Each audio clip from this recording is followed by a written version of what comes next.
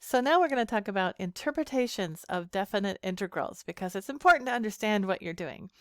And one thing that can tell us about the integral is its units, right? Because if we know the units, right, like if we know the units are meters, then okay, that's a measure of distance. If we know the units are um, gallons per second, okay, that's a rate at which something is flowing, right? So sometimes we can tell a lot about the integral by evaluating its units, all right? So the units are important.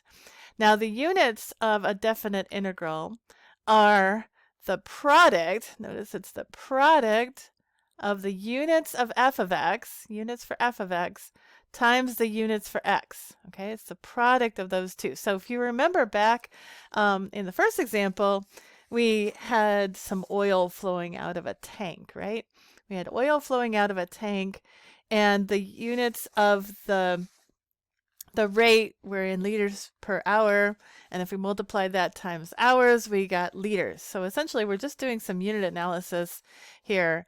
Um, so let's look at example 7. Example 7, we have this function c of t, which represents the cost per day to heat your home. And the units of c of t are dollars per day. Dollars per day. Okay? Dollars, I could even write it. Dollars per day. That's the units of the cost, right? Because it's the rate at which we're spending money to heat our home. And T is in days. T is in days. Okay. Then T equals 0 corresponds to January 1st of 2024. All right. So what are the units of the integral? Now we know that we're just basically slicing and adding the area, right? And this is the height. The C of t gives us the height of each rectangle, and the dt is the width of each rectangle. So if you think of it like that, then we're just multiplying the dollars per day, right? That's the units of the cost, and then the t is in days, so that means this dt, right? This, which is it's the interval width, is in days, right? So if we just do some unit analysis, you'll see that um, when we multiply the cost times dt, what we end up with is dollars, right? And that's the unit of the integral, right? We're just going to multiply the units of the integrand times the units of the variable, in this case it's t, and multiply those two, and we end up with the units of the integral. All right, so now this next question is asking us to interpret the integral. All right, so we're integrating the cost per day over days, right? And we're integrating that. Now, these are t values. This is t equals 0 to t equals 90.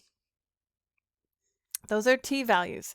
So the way we can interpret this integral is that this integral represents the cost, the total cost. Maybe I should say total cost. The total cost. Let me go back there. It's the total cost to heat your home, right? To heat your home.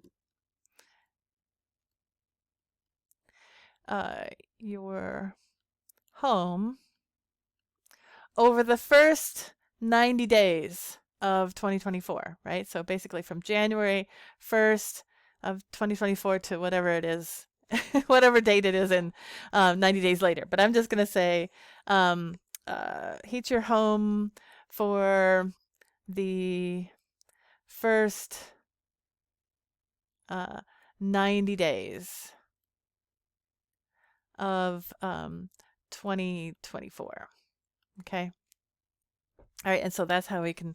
So we're integrating the rate at which we're spending money to heat our home, and what we get is the total change in the cost for heating our home. So we get the net change, and that get the net cost to heat the home. All right. Well, so that brings us to the net change theorem. Okay.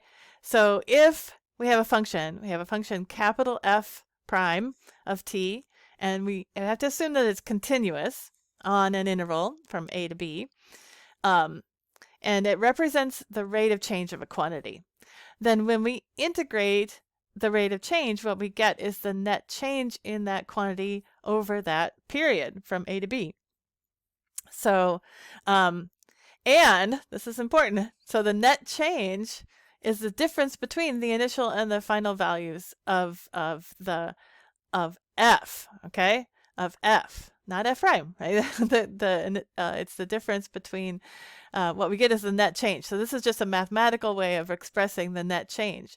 So we integrate a rate of change, we get the net change in the value over that period. So capital F of B minus capital F of A. So notice that we're taking a rate of change, and what we're getting is the net change in that, whatever the value of the function is. All right, I will meet you in the next video.